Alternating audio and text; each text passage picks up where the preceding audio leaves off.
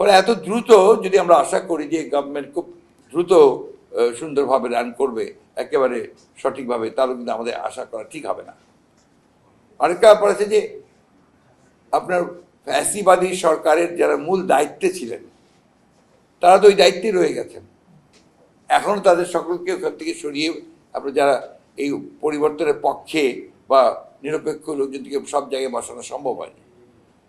এটা তাদেরও এই যে আপনার কিছুটা অজ্ঞতা আছে এই বিষয়গুলোতে, জানেন না তারা। আর যেহেতু পলিটিক্যাল পার্টিগুলোর সঙ্গে যোগাযোগ কম হচ্ছে, সেই ক্ষেত্রেও তাদের একটা গ্যাপ তৈরি হচ্ছে। ফলে এই জায়গায় একটা সমস্যা আছে।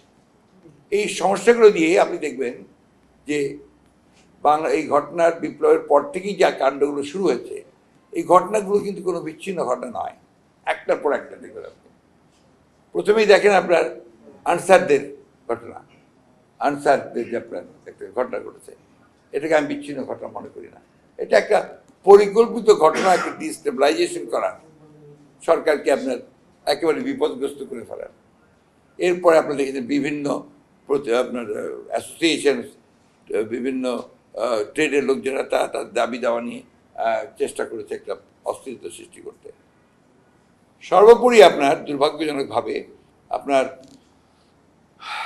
যে এই যে আপনার ছাত্রদের আপনার ইউনিভার্সিটিতে যে ঘটনাগুলো ঘটছে, আমি এটাকে বিচ্ছিন্ন ঘটনা মনে করি না। হ্যাঁ হ্যাঁ, যেটাকে বলা হয় যে মব লিঞ্চিং এর ব্যাপারটা আর কি, তাই না? এটা বিচ্ছিন্ন মনে করি না। অন্যদিকে আপনার সাম্প্রদায়িক একটা সম্প্রীতি নষ্ট করবার যে প্রচণ্ড রকমের একটা প্রক্রিয়া ছিল, এটা এখনো যায়নি, এই চেষ্টাটা চলছে। এর মধ্যে আপনার কিছু পলিটিক্যাল ঘটনাও ঘটেছে। ছাত্র একটা রাজনৈতিক এন্টিটি নিয়ে দাঁড়াচ্ছেন, কীভাবে দাঁড়াচ্ছেন ঠিক পরিষ্কার না। তো এতগুলো ঘটনা কিন্তু আমরা ঘটছে। পার্বত্য চট্টগ্রামের ঘটনাটাকে আমি কোনো বিচ্ছিন্ন ঘটনা মনে করি না, এর সঙ্গে অনেক কিছু জড়িত আছে। আপনার এই সুযোগ একটা নেওয়া, শূন্যতার সুযোগ নেওয়া, অন্যদিকে আমরা জিও পলিটিক্সের যে পরিবর্তন এবং যে ঘটনাগুলো ঘটছে মিয়ানমারকে কেন্দ্র করে এবং আশেপাশের এলাকাগুলোকে, ওইদিকে আপনার ভারতবর্ষের মণিপুরের যে বিদ্রোহ, সবগুলোকে যদি আপনি আনেন জিও পলিটিক্সের এই ঘটনাগুলোকে, তাহলে কিন্তু ভেরি সিগনিফিকেন্ট আমি মনে করি। সেই না এটাকে বিচ্ছিন্নভাবে দেখে এখনই কোনো কমেন্ট করাটা ঠিক হবে না। তবে আমি মনে করি যে আপনার এটা নিঃসন্দেহে একটা part of destabilizing the ruling government, যেটা যার দায়িত্বে আছে তাদেরকে ডিস্ট করা, বাংলাদেশের পলিটিক্সটাকে ডিস্টেবিলাইজ করা।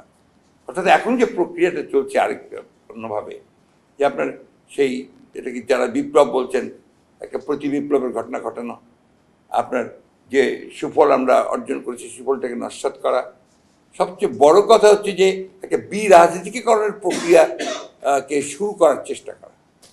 অন্যদিকে আপনার শেখ হাসিনা পার্শ্ববর্তী দেশের থেকে যে সমস্ত কথা বলছেন, এটা কতটুকু সত্য মিথ্যা আমি জানি না, কিন্তু সেই কথাগুলোও কিন্তু এখানে আপনার বড় ইম্প্যাক্ট তৈরি করছে। তো সব মিলিয়ে বিষয়গুলো আপনার খুব কমফোর্টেবল না, একটু আপনার বেশ আনকমফোর্টেবল, এবং সেই বলা যায় যে উদ্বিগ্ন হওয়ার যথেষ্ট কারণ আছে।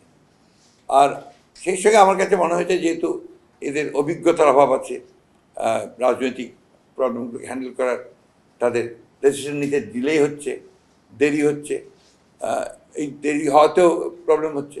যেমন আপনার